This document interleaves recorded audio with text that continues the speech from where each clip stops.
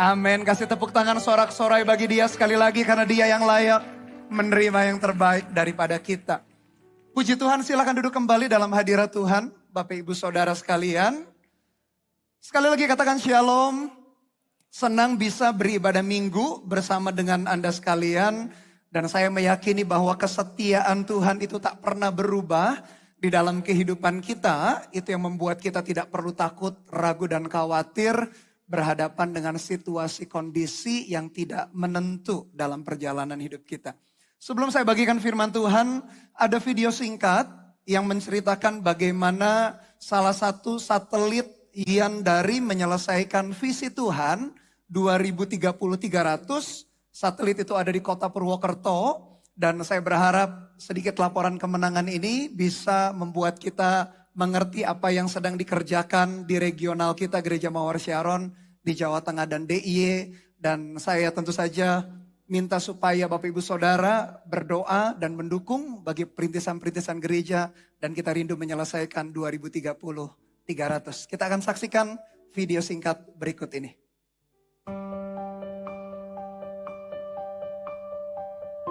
Kota Purwokerto adalah ibu kota dari Kabupaten Banyumas yang terletak di sebelah selatan Pulau Jawa dengan luas 38,58 km persegi dan jumlah penduduk 240.128 orang. Di kota ini telah berdiri satelit GMS yang dimulai dengan 1 CG yang beranggotakan 4 orang yang merindukan adanya Gereja Mawar Syaron. Pemuritan terus-menerus dilakukan melalui Connect Group sehingga satelit ini bertumbuh secara kuantitas dan kualitas karena penyertaan Tuhan. Volunteer dilatih untuk melayani dan pemimpin dibangkitkan untuk memimpin CG. Banyak jemaat mengalami pemulihan dalam keluarga, kesehatan, keuangan, dan pelayanan. Mereka lahir baru, dibaptis, digembalakan, dimuridkan, dan tumbuh menjadi pemimpin-pemimpin CG.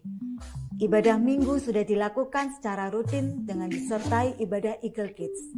Sampai hari ini, satelit Purwokerto memiliki 13 CG. Target tahun 2022 ini, satelit Purwokerto akan bertumbuh menjadi gereja lokal fase pertama, sehingga menjadi bagian dalam penyelesaian visi 2030-300. Haleluya, kasih tepuk tangan buat Tuhan kita Bapak Ibu Saudara. Mohon dukungannya supaya di Jawa Tengah pun juga menjadi bagian dalam perjalanan kita menyelesaikan visi 2030-300. Bapak Ibu Saudara, sepanjang ibadah umum hari ini saya tergerak untuk menyampaikan mengenai doa. Karena kita meyakini bahwa doa membuat perbedaan yang besar dan signifikan di dalam perjalanan iman atau kerohanian kita. Umum 1 ini saya beri judul umur panjang karena berdoa. Namun demikian adalah menu firman Tuhan sepanjang ibadah umum hari ini. Di ibadah umum yang pertama saya beri judul umur panjang karena berdoa. Lalu umum yang kedua mujizat dalam keluarga melalui berdoa. Lalu umum yang ketiga berbuah dalam masa sukar karena doa. Umum yang keempat kuasa doa yang lahir dari iman. Dan umum yang kelima yang terakhir adalah doa untuk meraih kemenangan. Kita meyakini bahwa doa membuat perbedaan yang begitu signifikan, perbedaan yang begitu jelas di dalam perjalanan kehidupan kita. Jadi kalau kita misalkan konseling, ketemu dengan hamba Tuhan atau pemimpin Connect Group kita, lalu di akhir konsultasi atau konseling itu, hamba Tuhan itu berkata, jangan lupa berdoa, jangan anggap enteng, jangan anggap remeh nasihat yang demikian. Lalu kita berpikir, kalau jawabannya cuma doa sih kita tahu. Tapi pertanyaannya adalah, apakah kita sudah berdoa? Mungkin kita menjawab, Pastor Bernard, saya sudah berdoa. Tapi pertanyaan berikutnya adalah, seberapa tekun kita berdoa?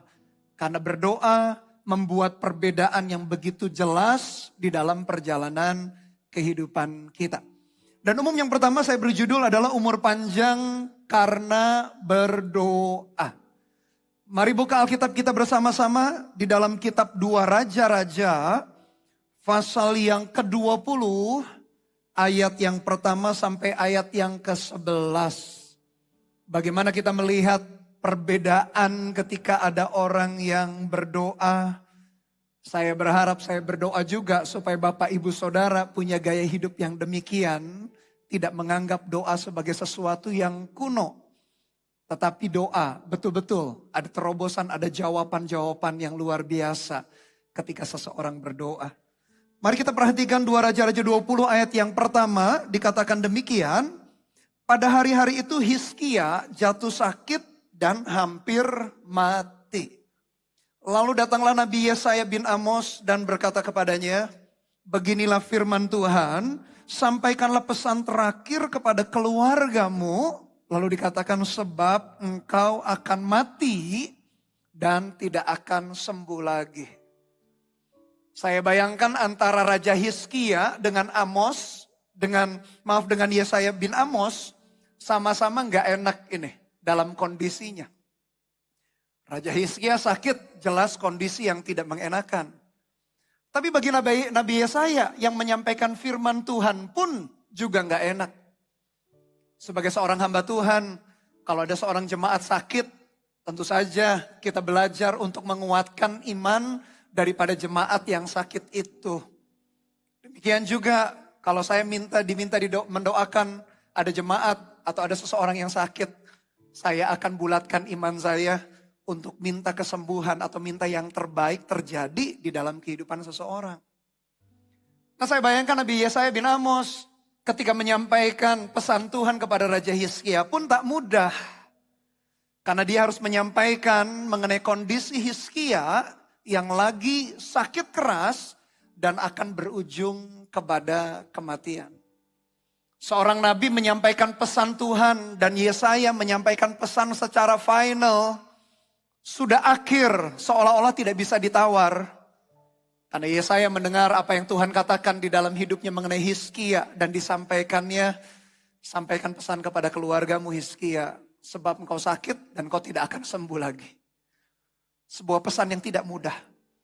Sebagai seorang hamba Tuhan, diperlukan keberanian yang demikian untuk menyampaikan pesan Tuhan tanpa mengurangi, tanpa menambahkan apa yang menjadi pesan Tuhan. Yesaya melakukan tugasnya menyampaikan pesan yang tidak mudah. Kadang di dalam perjalanan kehidupan kita Bapak Ibu Saudara, kalau kita mendengar firman Tuhan atau mendengar nasihat atau teguran dalam hidup kita yang tidak mudah, jangan langsung menolaknya. Di balik itu Tuhan ingin mengatakan sesuatu di dalam perjalanan hidup kita. Bahkan teguran, nasihat atau disiplin itu bisa saja menyelamatkan hidup kita atau menyelamatkan keluarga atau pekerjaan kita.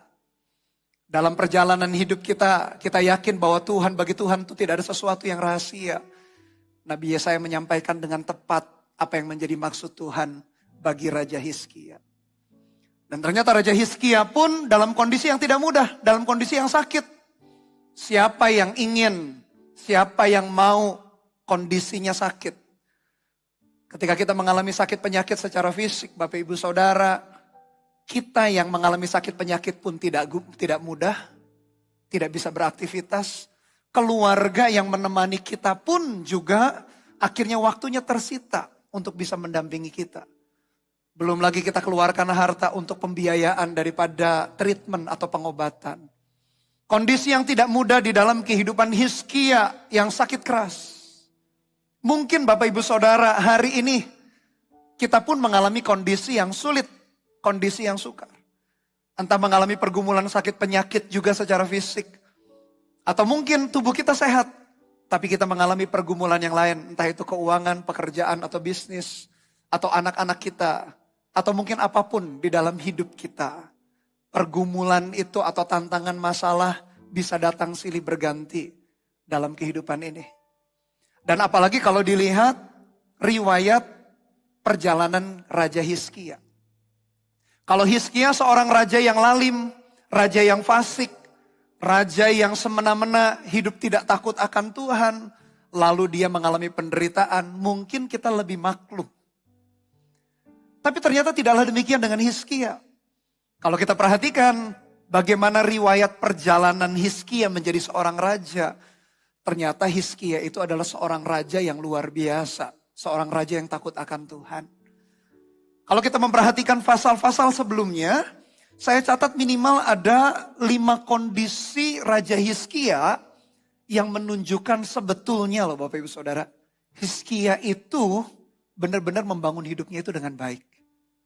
Saya catat yang pertama, dia melakukan apa yang benar di mata Tuhan.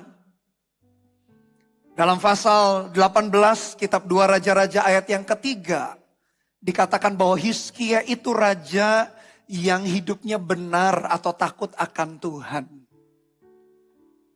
Tapi kenapa seseorang yang hidup benar takut akan Tuhan tetap bisa mengalami penderitaan, tetap bisa mengalami sakit penyakit? Padahal dia benar. Kita kenal ada 3 raja. Yang pertama Saul, setelah itu Daud, yang ketiga Salomo. Setelah Salomo, kerajaan Israel terpecah 2. Kerajaan utara ada 10 suku, selatan ada 2 suku. Masing-masing 2 kerajaan ini Israel utara dan selatan.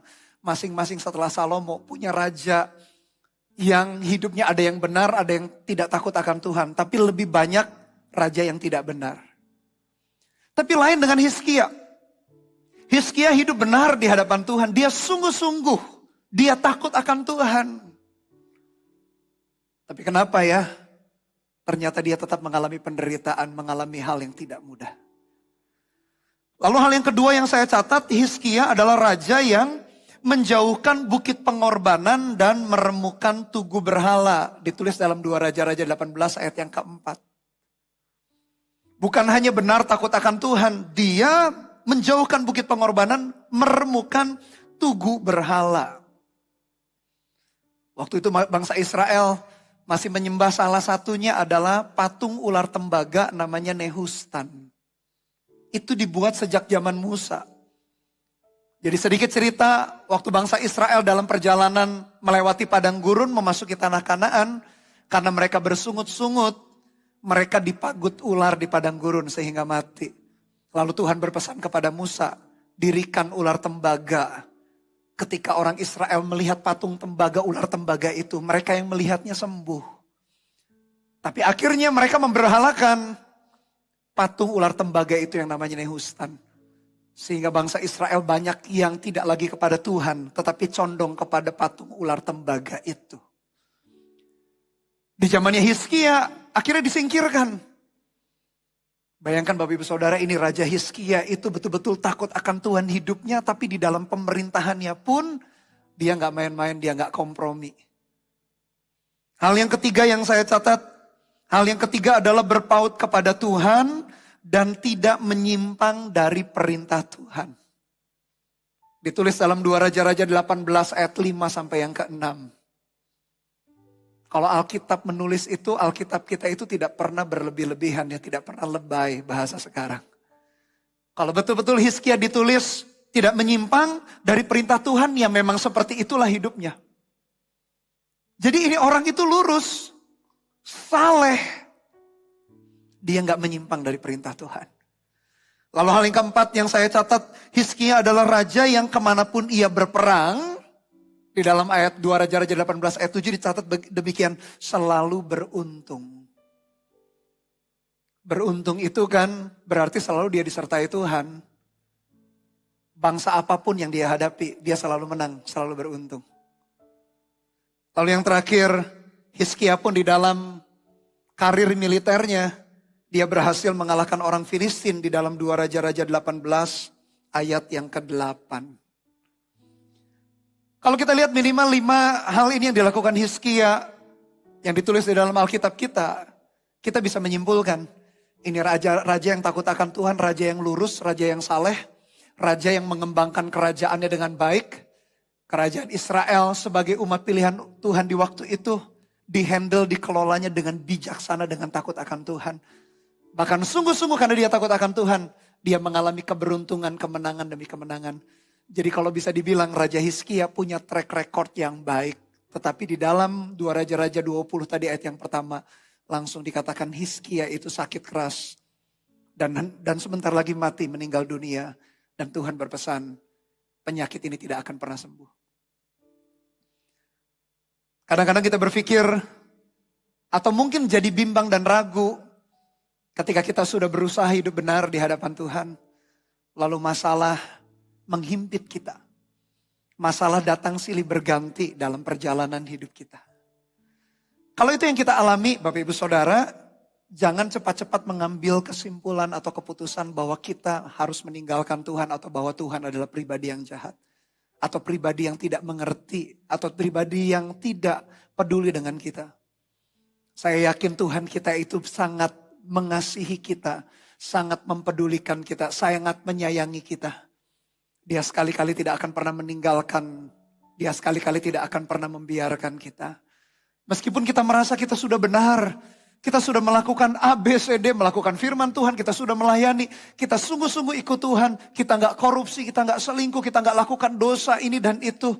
Kita belajar takut dan gentar akan Tuhan, tetapi toh masalah itu bisa datang silih berganti di dalam hidup kita.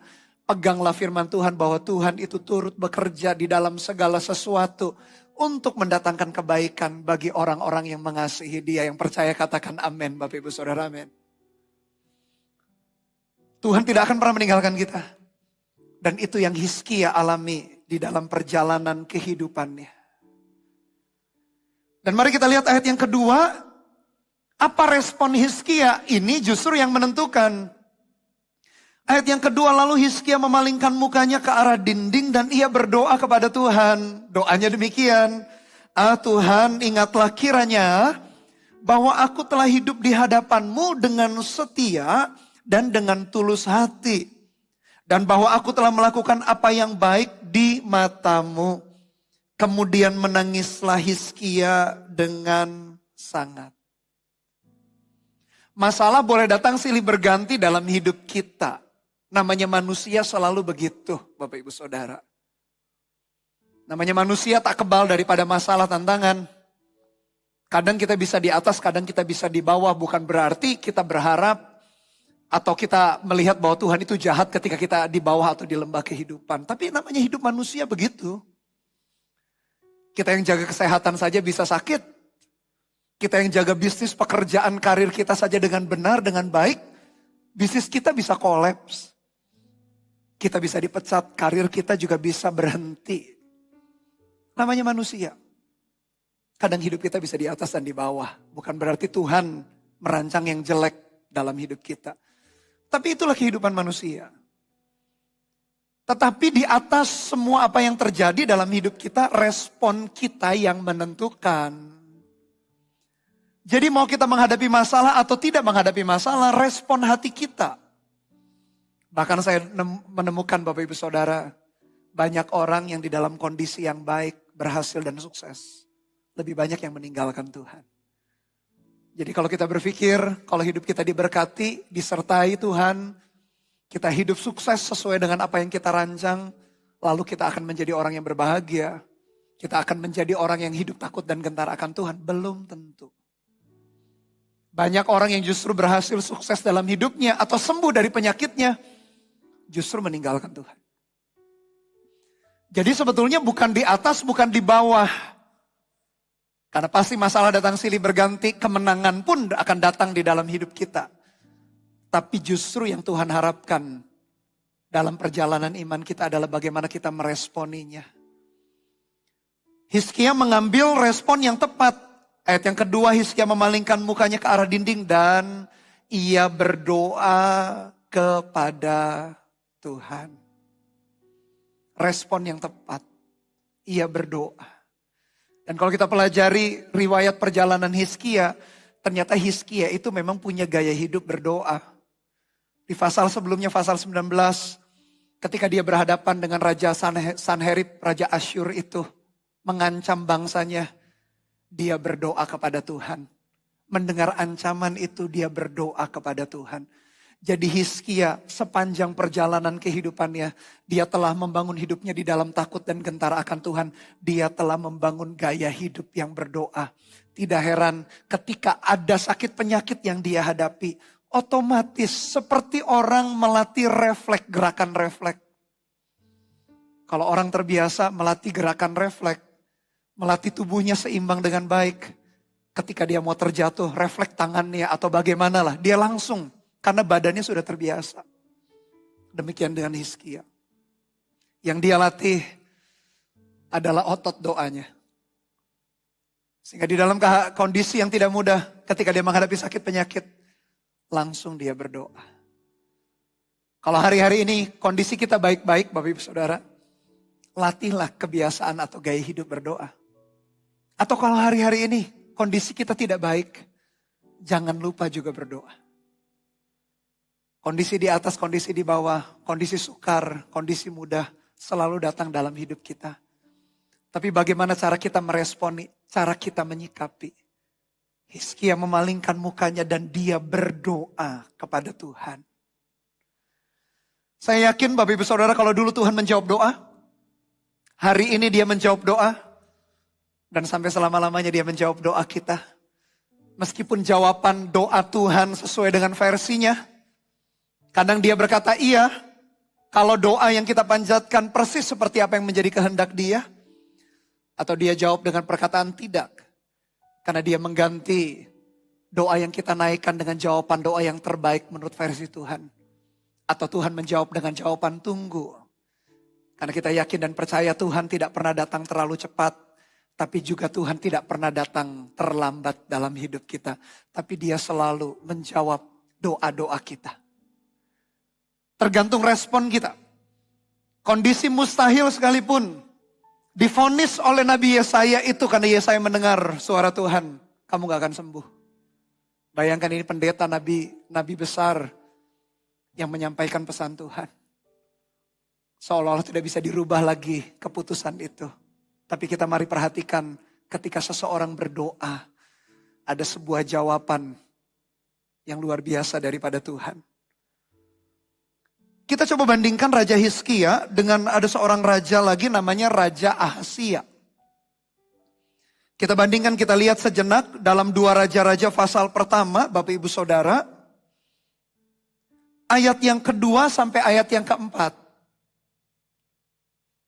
Saya tunjukkan kepada Anda kondisi yang sama, kondisi yang sakit, respon yang berbeda, menghasilkan hasil yang signifikan. Mari kita lihat 2 Raja-Raja pertama ayat yang kedua sampai ayat yang keempat. Ada seorang raja lain yang namanya Raja Ahasia. Pada suatu hari jatuhlah Ahasia dari kisi-kisi kamar atasnya yang ada di Samaria. Lalu menjadi sakit. Kemudian dikirimkannya utusan-utusan dengan pesan. Pergilah minta petunjuk kepada Baal Zebub, Allah di Ekron.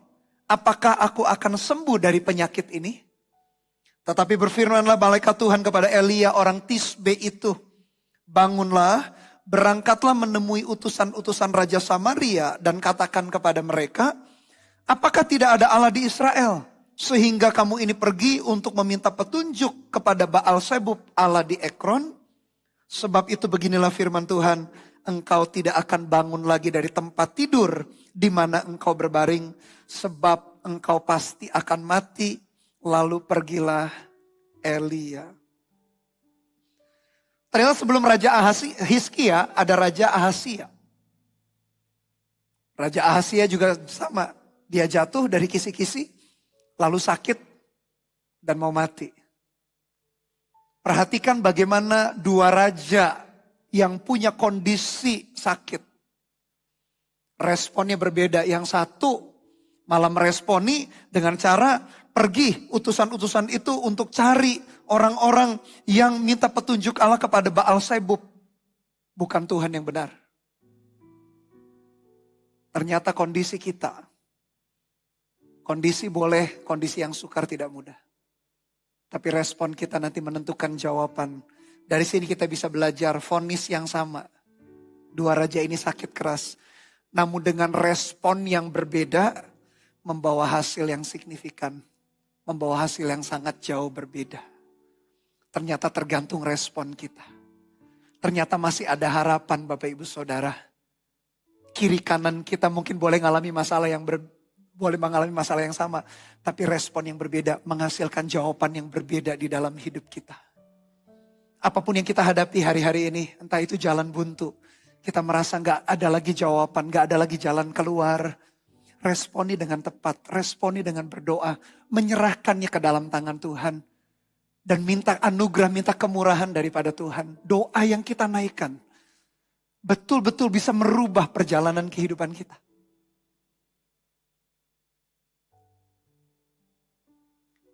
Di akhir tahun yang lalu, tepatnya di bulan Oktober tahun 2021, ada 17 orang misionaris dari Christian Aid Ministries diculik oleh kriminal 400 orang dari Masovo di Haiti dan ditawan. Lalu kemudian teroris ini mengancam untuk membunuh kecuali mereka ditebus satu orang itu 1 juta US dollar. Tapi 17 orang ini berdoa. Tekun berdoa di tengah-tengah kehidupan mereka yang ditawan. Mereka mungkin gak bisa nemukan jalan keluar. Tapi tepat di bulan Desember tahun 2021 yang lalu, setelah mereka berdoa dengan cara yang ajaib, mereka bisa meloloskan diri di tengah-tengah kegelapan malam lewat semak belukar. Dituntun oleh cahaya bintang. Bulan Desember kita ingat peringatan Natal. Salah satu peristiwa yang kita lihat di dalam Alkitab kita juga ada orang Majus yang dituntun dengan bintang untuk bertemu dengan sang juru selamat itu yang lahir. Ternyata dalam bulan Desember tahun 2021, 17 misionaris ini setelah mereka berdoa sekian lama, akhirnya dituntun oleh bintang itu, entah bintang yang mana. Tapi akhirnya mereka bisa lolos, bisa luput daripada teroris yang ingin membunuh mereka. Dari sini kita bisa melihat kembali bahwa doa itu membawa perubahan yang betul-betul signifikan. Jangan lupa untuk berdoa. Jangan pernah menganggap doa menjadi sesuatu yang kuno. Yang kita berkata, sudah tahu doa. Pertanyaannya apakah kita lakukan atau tidak? Kalau sudah kita lakukan, apakah kita tekun melakukannya? Karena ada perbedaan yang begitu jelas. Dalam Alkitab kita pun diceritakan bagaimana Raja Ahazia dengan Raja Hizkia pun tanda petik punya nasib yang berbeda karena ditentukan dengan berdoa. Kita kembali dalam kisah Hizkia dalam ayat yang keempat. Perhatikan, tetapi Yesaya belum lagi keluar dari pelataran tengah. Tiba-tiba datanglah firman Tuhan kepadanya. Baiklah dan katakanlah kepada Hizkia, raja umatku, beginilah firman Tuhan Allah Daud, bapa leluhurmu, perhatikan apa kata Tuhan lewat Yesaya, telah ku dengar doamu dan telah kulihat air matamu, sesungguhnya aku akan menyembuhkan engkau pada hari yang ketiga, engkau akan pergi ke rumah Tuhan. Telah ku dengar doamu dan kulihat air matamu. Tuhan jelas dengar doa kita. Dan doa membuat perbedaan yang sangat signifikan. Kalau kita mengalami jalan buntu, berdoalah Bapak Ibu Saudara. Jangan putus asa. Saya bayangkan, saya renungkan, dan saya coba ajukan pertanyaan yang saya tanyakan kepada diri saya dalam perenungan saya kepada Anda. Andai kata kalau Hizkia tidak berdoa, kira-kira Hizkia sembuh nggak Bapak Ibu Saudara? Kalau Hizkia nggak berdoa. Dan nanti kita lihat jawaban doa Tuhan itu, kalau Tuhan jawab doa, Hizkia diberikan 3 jawaban langsung, nanti dikasih umur panjang 15 tahun. Saya bayangkan, saya tanyakan pada diri saya ketika renungkan firman ini. Kalau Hizkia nggak berdoa, kira-kira Hizkia tambah umur nggak ya? Saya renungkan dan saya temukan, kalau Hizkia tidak minta, Hizkia akan meninggal dengan sakit itu. Lalu kita berpikir kan, berarti Tuhan pelin-pelan ya. Tuhan itu nggak pelin-pelan.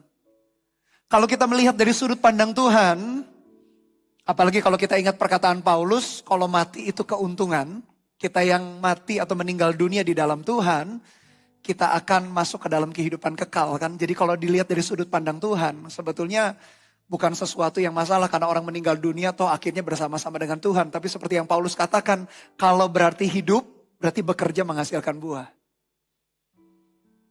Kalau orang yang meninggal dunia di dalam Tuhan, satu saat kita meninggal dunia di dalam Tuhan, Bapak Ibu Saudara, kita tahu bahwa kehidupan kekal yang akan kita tuju, kita akan bersama dengan Tuhan di sorga itu. Atau kalau kita pernah ditinggal ada seseorang keluarga kita atau pasangan kita atau anak kita meninggal dunia. Tapi dia di dalam Tuhan, kita pun tahu dia menuju kepada kehidupan kekal. Jadi bukan berarti Tuhan pelin-pelan. Karena meninggal bukan akhir daripada segalanya. Karena roh manusia itu akan masuk ke dalam kehidupan kekal bagi mereka yang percaya kepada Tuhan Yesus. Tetapi kalau Hizkia akhirnya diberikan umur panjang, berarti ada rencana kehendak Tuhan yang akan terus dia lanjutkan. Jadi Tuhan tidak pelin-pelan. Tapi saya tiba di dalam kesimpulan bahwa kalau Hizkia tidak minta, tidak ada 15 tahun perpanjangan usianya. Jadi kita bisa minta ya sama Tuhan, bisa Bapak Ibu Saudara. Apakah selalu dijawab Tuhan? Nah itu biarkan kedaulatan Tuhan.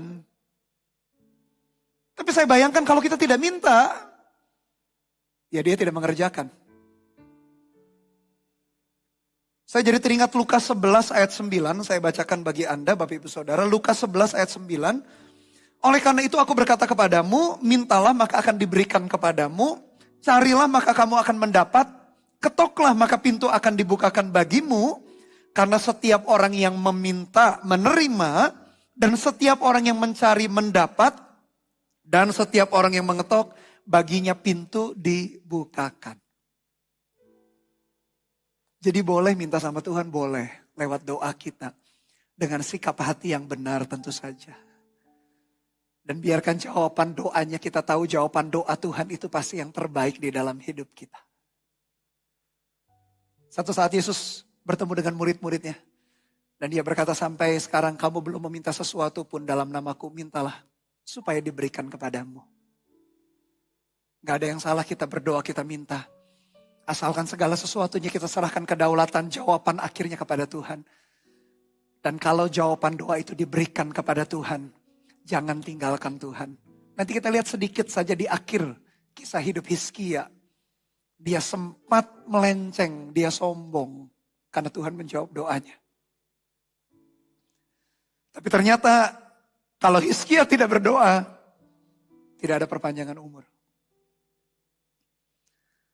Hari ini kalau kita menghadapi kondisi yang tidak mudah, berdoa minta. Bisa jadi mungkin ada kondisi Bapak Ibu Saudara yang alami kondisi sakit tertentu. Kayaknya sudah makin lama makin lemah. Bisa jadi minta kesempatan yang kedua untuk terus bisa berfungsi di dalam keluarga. Tapi serahkan jawaban terakhir kepada Tuhan. Dia tahu yang terbaik. Setiap jawaban doa dia tahu yang terbaik. Tapi Hizkia berdoa dan doanya didengarkan oleh Tuhan. Lalu ayat yang ke-6, aku akan memperpanjang hidupmu. Ada 3 jawaban doa. 15 tahun lagi ayat yang ke-6. Lalu jawaban yang kedua, dan aku akan melepaskan engkau dan kota ini dari tangan Raja Asyur. Melepaskan dari tangan musuh.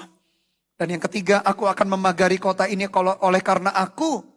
Dan oleh karena Daud hambaku. Tuhan jawab doa. Itu jawabannya gak minimal. Dijawabnya bukan 1 tahun. Dijawabnya 15 tahun dikasih umur panjang. Bahkan kerajaan yang dipimpin oleh Hizkia diluputkan daripada Raja Asyur. Lalu Tuhan berjanji, Tuhan akan memagari, memberikan perlindungan sepanjang pemerintahan Hizkia. Jadi Tuhan kalau menjawab doa kita itu luar biasa. Betul ya, Alkitab berkata bagi dia yang melakukan jauh lebih banyak daripada yang kita doakan dan pikirkan. Kita berdoanya sekian, dia jawabnya sekian. Jadi bersyukur kita punya Tuhan Yesus. Tuhan yang begitu mengasihi kita. Tuhan yang begitu setia di dalam hidup kita. Kita bersyukur punya Tuhan yang demikian. Saya menyadari kadang-kadang ketika kita berdoa, seringkali kita kehabisan ide atau kata-kata. Kadang-kadang mungkin cuma air mata saja menetes. Karena mungkin di waktu itu kita sangat tertekan. Sangat masalahnya begitu menghimpit kita. Sampai kita bingung mau ngomong apa lagi karena sudah tekanan pressure-nya begitu dalam. Sampai mungkin hanya meneteskan air mata. Atau bahkan tetesan air mata pun sudah gak keluar lagi. Saya ingat peristiwa Daud di Siklak. Semua istri, ternaknya, anak-anaknya diambil oleh bangsa Amalek. Mereka itu menangis sampai begitu pedihnya mereka nggak bisa lagi nangis. Mungkin kondisi kita demikian rupa. Tapi Tuhan itu kalau menjawab doa dia mengerti. Bahkan jawaban doa Tuhan bagi Hizkia tak tanggung-tanggung. Diberikannya 3 jawaban doa yang menghibur Hizkia. Apa kondisi yang kita hadapi waktu-waktu ini Bapak Ibu Saudara? Sudahkah kita berdoa? Kalau sudah berdoa, apakah kita tekun berdoa? Jangan lepaskan iman kita, percaya kita kepada Tuhan. Karena besar upah yang menantinya. Besar upah yang menunggunya. Ayat yang ke-7, kita kembali di dalam kisah Hizkia. Kemudian berkatalah Yesaya, ambillah sebuah kue ara. Lalu orang mengambilnya dan ditaruh pada bara itu, maka sembuhlah ia. Kenapa sih buah ara atau kue buah ara? Memang di zaman itu kue buah ara itu dipakai sebagai kompres kalau dioleskan kepada bagian yang sakit. Di zaman itu Bapak Ibu Saudara mereka punya keyakinan buah ara ini memiliki kualitas obat. Yang digunakan di daerah Ugarit, kemudian di Roma juga. Jadi sesuatu yang biasa. Tuhan bisa pakai segala sesuatu yang biasa. Meskipun kita tahu di balik itu ada kuasa Tuhan yang dahsyat, yang supranatural itu. Kadang kalau kita tidak merasa ada manifestasi, tidak merasa merinding, gemetar, kesetrum. Kita berpikir Tuhan gak hadir, Tuhan tidak melakukan sesuatu. Tidak selalu loh Tuhan itu bergerak. Selalu ada manifestasi di dalam tubuh kita. Entah kita merasa gemetar, merinding dan lain sebagainya. Jangan mengandalkan atau jangan melihat manifestasinya. Percaya saja dalam iman. Meskipun tidak ada merinding-merinding, Tuhan juga bisa bergerak dengan manifestasi itu. Kadang merasa merinding, kadang merasa seperti disetrum. Kadang merasa seperti ada kesegaran di atas kepala kita, turun terus ke bawah tubuh kita. Mungkin bisa Tuhan kerjakan itu. Tapi bukan manifestasinya yang penting. Yang penting adalah iman kita ketika kita berdoa, dia menjawab doa-doa kita. Tapi karena buah ara, buah yang simpel, yang sederhana, Hizkia gak yakin. Lalu ayat yang ke-8, sebelum itu Hizkia telah berkata kepada Yesaya, apakah yang akan menjadi tanda bahwa Tuhan akan menyembuhkan aku? Dan bahwa aku akan pergi ke rumah Tuhan pada hari yang ketiga? Yesaya menjawab, inilah yang akan menjadi tanda bagimu dari Tuhan, bahwa Tuhan akan melakukan apa yang telah dijanjikannya. Akan majukah bayang-bayang itu 10 tapak atau akan mundur 10 tapak? Hizkia berkata itu perkara ringan bagi bayang-bayang itu untuk memanjang 10 tapak. Sebaliknya biarlah bayang-bayang itu mundur ke belakang 10 tapak. Lalu berserulah Nabi Yesaya kepada Tuhan. Maka dibuatnyalah bayang-bayang itu mundur ke belakang 10 tapak. Yang sudah dijalani bayang-bayang itu pada penunjuk matahari buatan Ahaz. Tanda yang biasa gak mantap. Lewat kue buah ara saja gak cukup. Tapi Tuhan jawab keraguan Hizkia. Yesaya berseru kepada Tuhan. Saya senang sekali Yesaya dan Hizkia. Dua-duanya adalah man of prayer. Dua-duanya ini laki-laki yang berdoa. Yesaya pun berseru berdoa kepada Tuhan. Dan dengan cara yang ajaib. Bayang-bayang matahari itu mundur 10 tapak. Berarti jam di dunia ini mundur sekian. Entah berapa menit. Doa seorang manusia. Hizkia berdoa diperpanjang umurnya 15 tahun. Yesaya berdoa bayang-bayang matahari mundur 10 tapak. Saya suka dengan perikop ini. Karena ada 2 orang pria, dua-duanya adalah man of prayer. Bukan hanya pria yang berdoa, wanita pun perlu berdoa. Pria-prianya Tuhan, wanita-wanitanya Tuhan, dua-duanya sama-sama harus berdoa. Dan ketika ada orang yang berdoa, sesuatu yang hebat akan terjadi di dalam kehidupan kita. Tapi sedikit saya akan akhiri dengan begini Bapak Ibu Saudara. Ketika doa dijawab, jangan meninggalkan Tuhan. Kita lihat 2 Tawarik 32 Tawarik 32 ayat 24. Ini sedikit peringatan saja bagi kita semua. Kalau Tuhan menjawab doa kita, tetap jangan tinggalkan Tuhan. 2 Tawarik 32 ayat 24 sampai 26.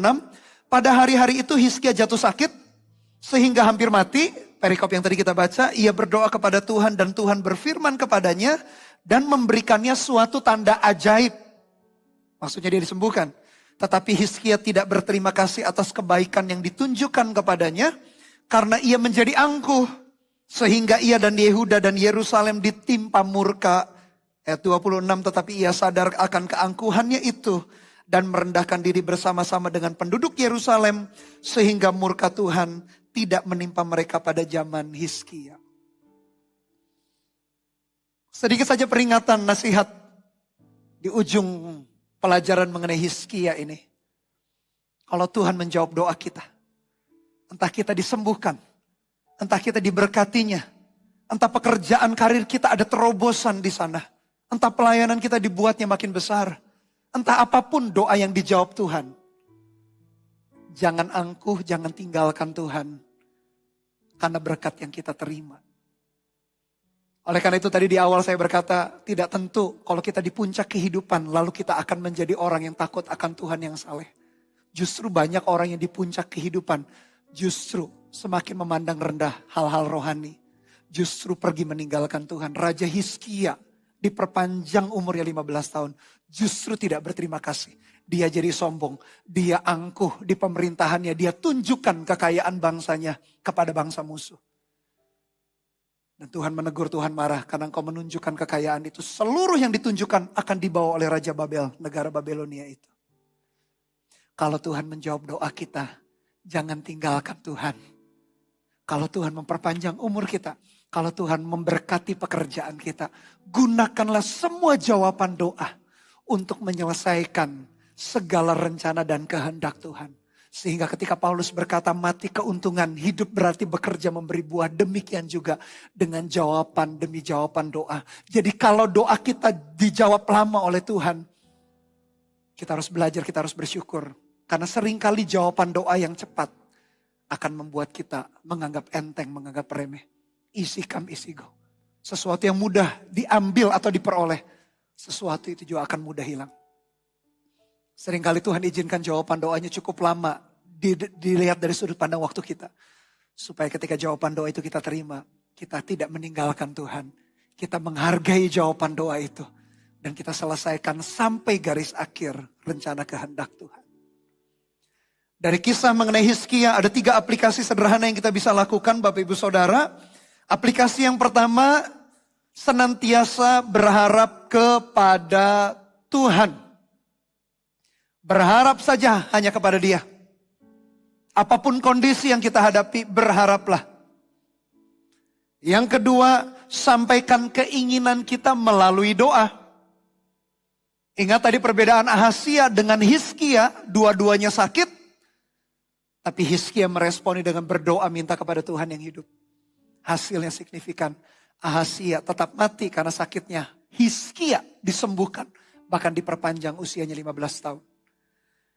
Dan yang ketiga, jangan anggap enteng atau jangan anggap remeh perkara-perkara yang sederhana. Kadang tidak selalu Tuhan bekerja dengan manifestasi kita merinding, kesetrum dan lain sebagainya. Percaya saja dalam iman, Tuhan lakukan. Tuhan pakai hal-hal yang sederhana di sekeliling kita. Untuk menyembuhkan, menyelamatkan kita. Untuk menyehatkan, untuk memberkati kita. Jangan anggap enteng karena hal yang sederhana tapi diberkati Tuhan. Hal itu akan menuntun kita kepada jawaban doa yang luar biasa. Dan saya berdoa Bapak Ibu Saudara, setiap kondisi apapun yang kita hadapi, kita mampu melewatinya asalkan hati kita berharap hanya kepada Dia. Naikkan doa-doa kita. Jangan jemu-jemu berdoa. Karena ada jawaban Tuhan yang luar biasa yang Tuhan akan berikan melalui doa-doa kita. Amin. Mari kita tundukkan kepala, kita berdoa. Tuhan, terima kasih buat firman-Mu. Terima kasih ya Tuhan, kami belajar kembali bagaimana seorang raja yang berdoa, Raja Hizkia. Meskipun seolah-olah sudah divonis, tidak ada lagi jawaban atau tidak ada lagi kesembuhan yang dia akan alami. Tapi ketika dia memalingkan mukanya berdoa, mengambil sikap yang tepat, bahkan bukan hanya 1 jawaban doa, 3 jawaban doa Tuhan berikan. Biar waktu-waktu ini kami pun banyak berdoa. Kami tahu Tuhan mendengar doa. Tuhan gak pernah meninggalkan kami. Terima kasih ya Tuhan. Mari nyanyikan lagu ini bersama-sama. Dari awal saat ku tak mampu berharap. Saat ku tak mampu berharap. Kekhawatiran menghimpit jiwaku, kekuatanku datang darimu, memampukanku kembali berharap. Ajarku mengenal hatimu dan percaya jalanmu lah yang terbaik. Di kelemahan kuasamu sempurna, Kau Allah yang tak akan tinggalkan.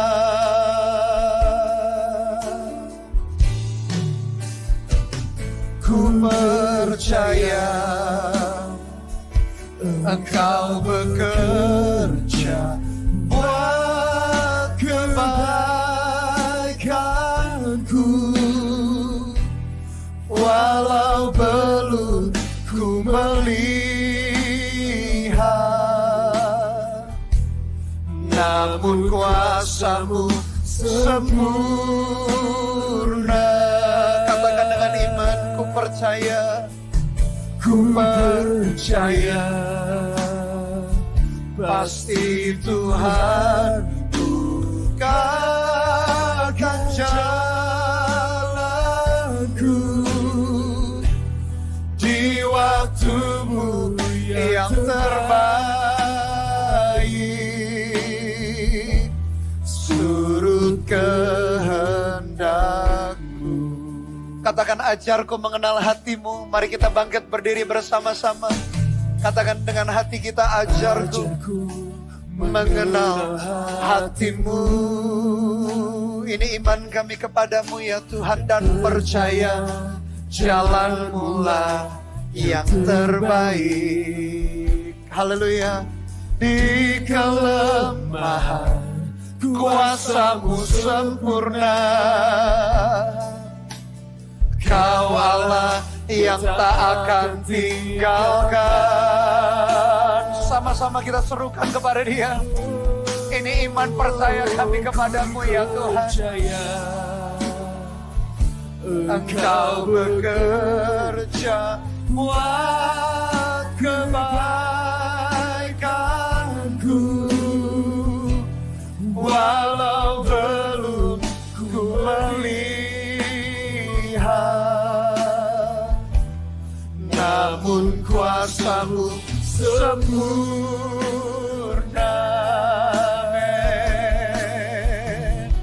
Ku percaya pasti Tuhan bukakan jalanku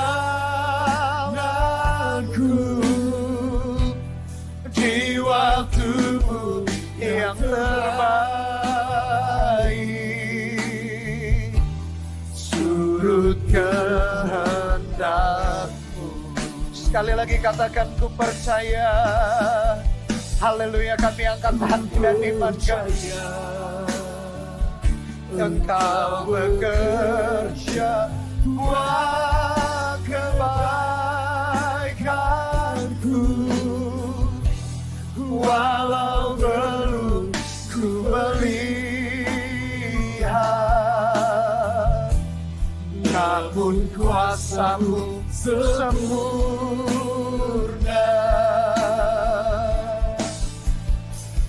Ku percaya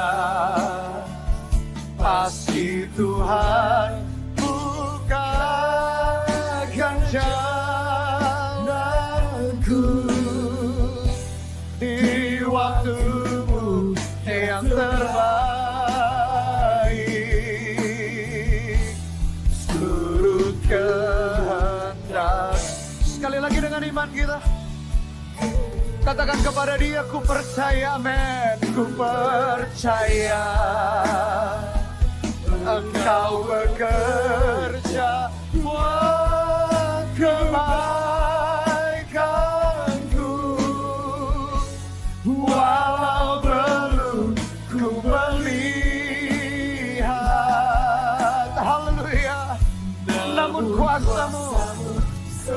Lawat setiap kami, jamah setiap kami Tuhan. Terima kasih Tuhan, ku percaya. Pasti Tuhan bukakan jalan. Bukakan jalanku di waktumu yang terbaik. Surut kehendak. Mari kita sembah Dia. Oralah nama syukuri raraba. Haleluya oralah nama syiraraba takaralah. Haleluya Tuhan, Kau menjawab doa-doa kami. Biarlah nama syurararabe. Oralah nama syarama takaralah. Mari angkat iman kita kepada Dia. Angkat hati kita. Pengharapan kita hanya kepada Dia. Oralah nama syarama takaralah. Biarlah nama. Haleluya. Biarlah nama syarama takaralah. Orala nama shikana mata karala nama. Yarala nama sharabera nama takarala nama takarala.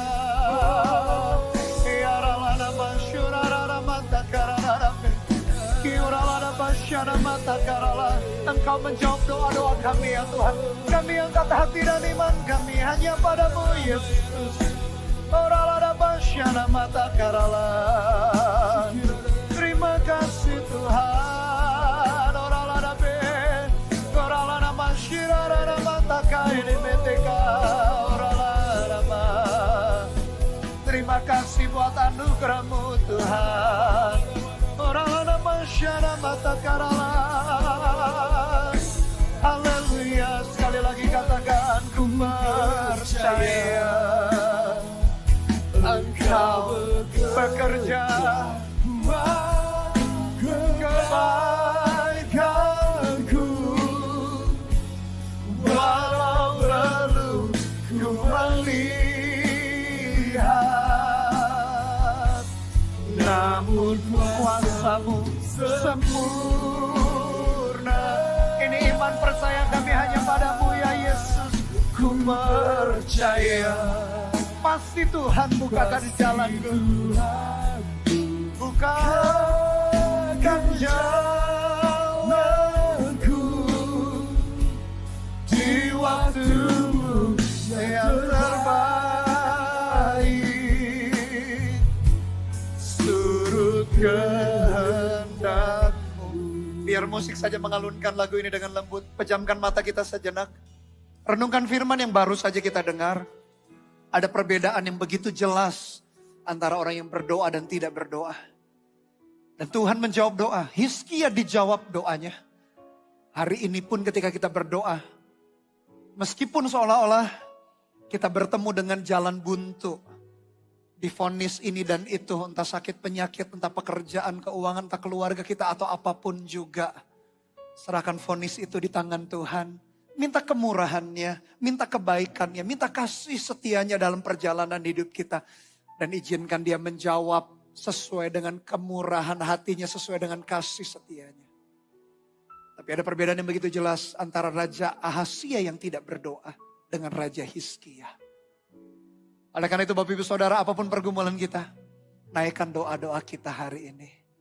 Naikkan doa-doa kita hari ini. Tuhan, Kau mendengar doa setiap umat-Mu. Baik yang onsite maupun yang live streaming, Kau mendengar setiap doa-doa kami. Bahkan yang kesehatannya mau mengalami kendala ya Tuhan. Berikan kesempatan yang kedua, perpanjang usia seseorang atau beberapa orang ya Tuhan. Supaya mereka bisa menyelesaikan sampai garis akhir rencana dan kehendak Tuhan. Ada jemaat yang mengalami pergumulan di area keuangan. Karena beberapa waktu ini tidak bijaksana di dalam mengelola keuangan. Entah melakukan investasi yang tidak bijak. Sehingga keuanganmu akhirnya kacau, pekerjaanmu juga ikut kacau. Tuhan, berikan anugerah-Mu, biar bisa diselesaikan dengan baik juga area keuangan itu. Dan Tuhan berikan kesempatan yang kedua, pulihkan bisnis seseorang, pekerjaan seseorang, biar mereka terus bisa berjalan di dalam kehendak dan rencana Tuhan. Kalau waktu-waktu yang lalu tidak bijaksana Tuhan, anugerah-Mu menyertai, biar dari pelajaran yang lalu-lalu, mereka bisa belajar pelajaran yang berharga itu. Lalu mengolah keuangan dengan baik juga ya Tuhan. Berkati umat-Mu ya Tuhan. Ada kesan di dalam hati saya seorang pria usia 42 tahun. Mengalami komplikasi kesehatannya. Gula darahnya tinggi, diabetes. Lalu komplikasi ke organ tubuh yang lain juga. Dan kondisimu makin lama makin memburuk. Biarkan Tuhan hari ini berikan kesempatan yang kedua. Kepada pria itu ya Tuhan dimanapun dia berada di dalam nama Tuhan Yesus. Biarkan dia terus berfungsi menjadi suami yang baik bagi istrinya. Ayah yang baik bagi anak-anaknya. Pulihkan kesehatannya. Mulai hari ini dia tidak lagi sembarangan menjaga kesehatannya. Tetapi sungguh-sungguh menjaganya dengan baik. Tuhan kasih kesempatan yang kedua. Entah apapun Tuhan bahkan yang kondisi dihadapi oleh jemaat-Mu. Berikan kesempatan yang kedua seperti Hizkia. Perpanjang usianya. Dia bisa menyelesaikan kehendak dan rencana Tuhan. Dan biarkan ketika jawaban doa itu jemaat-Mu terima. Mereka gak pernah meninggalkan Tuhan. Berkati umat-Mu ya Tuhan. Tuntun di dalam kasih setia. Tuntun di dalam anugerah-Mu. Jalan mereka di dalam kasih setia-Mu. Mereka bertemu dengan kebaikan Tuhan. Di dalam nama Tuhan Yesus kita katakan sekali lagi nyanyikan.